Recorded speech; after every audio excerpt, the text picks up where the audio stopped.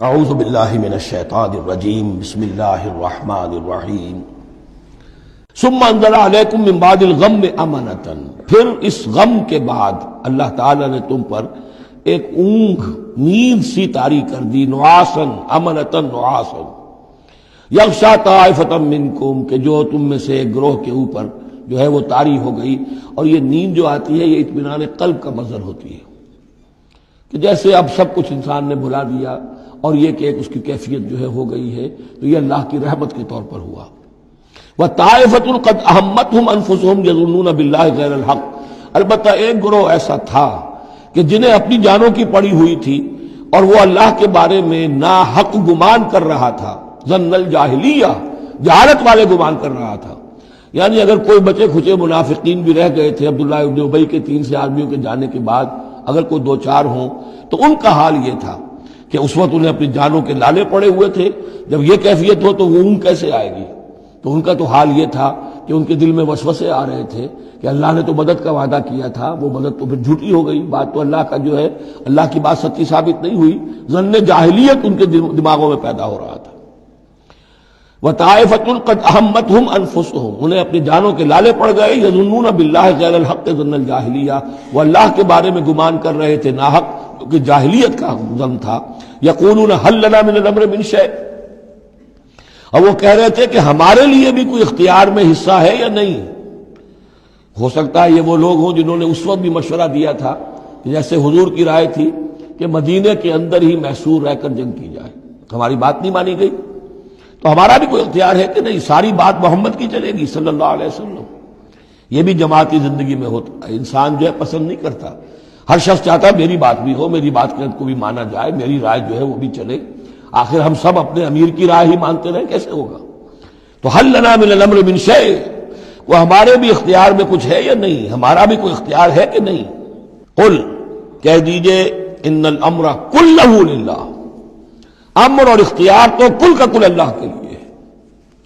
یخفون فی انفسہم ما لم یبدون لک، اے نبی یہ اپنے دل میں وہ بات چھپا رہے ہیں ما لا یبدون لک، جو آپ پر ظاہر نہیں کر رہے۔ ان کے دل میں کیا ہے اب اللہ کھول کر بتا رہا ہے۔ یقولون لو کان لنا من الامر شیء، یہ کہہ رہے ہیں کہ اگر ہمارا اختیار چلتا، ہماری رائے مانی جاتی، ہمارے مشورے پر عمل ہوتا، ما قتلنا ہا ہونا، تو ہم یہاں قتل نہ ہوتے، یعنی ہمارے اتنے لوگ یہاں پر شہید نہ ہوتے۔ قل، اے نبی ان سے کہیے، لو کنتم فی بیوتکم، اگر تم سب کے سب اپنے گھروں میں ہوتے، لبرز الذین کتب علیہم القتل، تب بھی جن لوگوں کے حق میں اللہ کا فیصلہ ہو چکا تھا کہ وہ قتل ہوں، وہ تو کشا کشا میدان میں پہنچ جاتے، الی مضاجعہم، جو بھی ان کے کھیت رہنے کی جگہیں تھیں اللہ کے علم میں، انہیں وہاں پہنچ جانا تھا۔ یہ تو اللہ تعالیٰ کے فیصلے ہوتے ہیں، تمہاری تدبیر سے اس کا کوئی تعلق نہیں۔ جن کے لیے یہ طے تھا اللہ کے علم میں، اللہ کی مشیت میں، کہ انہیں یہ جو خلعت فاخرہ ہے، شہادت کی پہنانی ہے، وہ آتے خود بخود پہنچ جاتے، گھروں سے نکل کر آتے کشا کشا۔ وَلِيَبْتَلِيَ اللَّهُ مَا فِي صُدُورِكُمْ، اور یہ تو اللہ تعالیٰ اصل میں جھان پھٹک کر رہا ہے جو تمہارے دلوں میں ہے، اس کی ابتلا کر رہا ہے، آزما رہا ہے۔ وَلِيُمَحِّصَ مَا فِي قُلُوبِكُمْ، اور تاکہ وہ بالکل پاک اور خالص کر دے جو کچھ تمہارے دلوں میں ہے۔ وَاللَّهُ عَلِيمٌ بِذَاتِ الصُّدُورِ، اور اللہ تعالیٰ سینوں کے اندر کی مخفی باتوں کو بھی جانتا ہے۔ إِنَّ الَّذِينَ تَوَلَّوْا مِنكُمْ يَوْمَ الْتَقَى الْجَمْعَانِ، وہ لوگ کہ جو میدان جنگ سے چلے گئے اس دن جس دن کی 2 جمعیتیں ایک دوسرے کے مقابلے میں آئیں۔ یہ تذکرہ ہو رہا ہے کچھ ایسے حضرات کا کہ جو جنگ کی جب شدت ہوئی تو وہ جان بچانے کے لیے، جیسے کچھ لوگ کوہ احد پر چڑھے تھے، وہ ذرا اس سے آگے بڑھ کر میدان ہی سے فرار کر گئے۔ ان میں حضرت عثمان رضی اللہ تعالی عنہ کا نام بھی آتا ہے۔ اب وہ کیفیت ایسی اضطراری کیفیت تھی کہ اس میں کسی سے کسی ضعف کا، کمزوری کا اظہار ہو جائے تو وہ بالکل ایک قرین قیاس بات ہے۔ جب حضرت عمر سے اظہار ہو گیا تو اور بہرحال حضرت عثمان رضی اللہ تعالی عنہ کا درجہ تو ان کے بعد ہی ہے، وہ جذبات میں آ کر تلوار چھوڑ کر بیٹھ گئے۔ تو اسی طرح کی بات ہے، ان الذین تولوا منکم یوم التقى الجمعان، بے شک وہ لوگ جو ہٹ گئے میدان سے، فرار کی راہ اختیار کر گئے جس دن کے 2 فوجیں آپس میں لڑی۔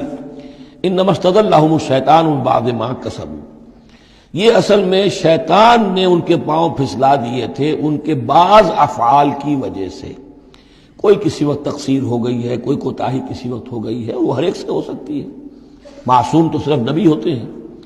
اس کی وجہ سے شیطان کو پھر موقع مل جاتا ہے کہ کسی موقع پر وہ اڑنگا لگا کر اس شخص کو، خواہ وہ کتنا ہی نیک ہو اور کتنا ہی صاحب رتبہ ہو، پھر یہ کہ کہیں کسی جگہ پھسلا دے.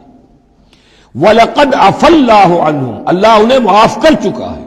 یہ الفاظ بہت اہم ہیں، اس لیے کہ اہل تشیع نے اس چیز کو بہت اچھالا ہے. حضرت عثمان کی جو ہے وہ توہین کرتے ہیں، ان کے اوپر تنقید کرتے ہیں کہ یہ تو بھاگ گئے تھے میدان جنگ سے پیٹ دکھا کر. اب وہاں یہ بھول جاتے ہیں کہ اللہ تعالیٰ نے تو اعلان کیا ہے ان کی معافی کا، چاہے حضرت عثمان تھے یا اور بھی تھے. وَلَقَدْ عَفَا اللَّهُ عَنْهُمْ، اللہ انہیں معاف کر چکا ہے. اب کسی مسلمان کے لیے جائز نہیں ہے کہ ان پر زبان تان دراز کرے. ان اللہ غفور حلیم، یقیناً اللہ تعالیٰ معاف فرمانے والا اور حلم والا ہے، حلیم. یا ایھا الذین آمنوا لا تکونوا کالذین کفروا وقالوا لاخوانہم اذا ضربوا فی الارض او کانوا غزا لو کانوا عندنا ما ماتوا وما قتلوا. اہل ایمان تم ان لوگوں کے مانند نہ ہو جاؤ جنہوں نے کفر کیا اور جنہوں نے اپنے بھائیوں کے بارے میں کہا جبکہ وہ تھے زمین میں سفر پر نکلے ہوئے یا کسی جہاد میں شریک تھے، اگر وہاں وہ ان کا انتقال ہو گیا، لو کانوا عندنا ما ماتوا وما قتلوا، کہ اگر ہمارے پاس ہوتے تو نہ مرتے نہ قتل ہوتے. ہر شخص کی موت کا وقت تو معین ہے. تمہارے جیب میں، تمہاری گود میں بیٹھے ہوئے ہوں تب بھی موت آ جائے گی، چاہے وہ کہیں بڑے ہی مضبوط پہروں والے قلعوں میں ہو، موت تو وہاں بھی پہنچ جائے گی. تو تم ان لوگوں کی طرح کی باتیں نہ کرو، یہ تو کافروں کی طرز کی باتیں ہیں.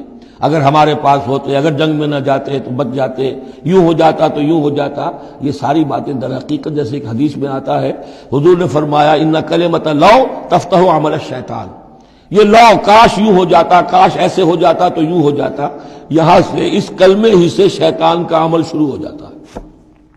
جو ہوا اس لیے ہوا کہ اللہ کو اس کا ہونا منظور تھا، اس کی حکمتیں اسے معلوم ہیں، آپ اس کی حکمت کا احاطہ نہیں کر سکتے.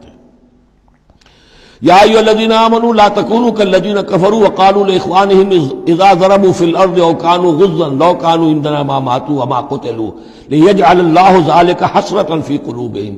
یہ تو اللہ تعالیٰ ان کے دلوں میں حسرت کی آگ جلا دیتا ہے، یہ بھی گویا کہ ان کے کفر کی سزا ہے. واللہ یحیی ویمیت، اور دیکھو اللہ زندہ رکھتا ہے اور وہی موت وارد کرتا ہے. واللہ بما تعملون بصیر، اور جو کچھ تم کر رہے ہو اللہ اسے دیکھ رہا ہے. وَلَئِن قُتِلْتُمْ فِي سَبِيلِ اللَّهِ، اگر تم اللہ کی راہ میں قتل ہو جاؤ، او متم، یا تمہارا ویسے ہی انتقال ہو جائے، موت آ جائے، او متم لمغفرۃ من اللہ ورحمۃ خیر مما یجمعون، تو چاہے اللہ کی راہ میں قتل ہو جاؤ یا ویسے موت آ جائے، اللہ تعالیٰ کی طرف سے جو مغفرت تمہیں ملے گی وہ اور رحمت ملے گی وہ کہیں بہتر ہے ان چیزوں سے جو تم جمع کر رہے ہو. اور 10 سال جی لیتے تو کیا کر لیتے، اور کچھ جمع کر لیتے. اللہ تعالیٰ نے شہادت کی موت دے دی، اس سے بڑی اور تمہارے لیے شہادت کون سی ہوگی. وَلَئِن مُتُّمْ أَوْ قُتِلْتُمْ لَإِلَى اللَّهِ تُحْشَرُونَ، اور چاہے تمہیں بستروں پر موت آئے، چارپائیوں پر جان نکلے، اور چاہے تم قتل ہو، ہر حال میں تمہیں بہرحال اللہ کی جناب میں جمع کر دیا جائے گا، گھیراؤ کر کے تمہارا وہاں لے جایا جائے گا. آخری منزل تو وہی ہے. فرق کیا ہے کہ بستر پر پڑے ہوئے دم توڑ رہے ہیں یا یہ کہ میدان جنگ کے اندر شہید ہو گئے. صدق اللہ العظیم.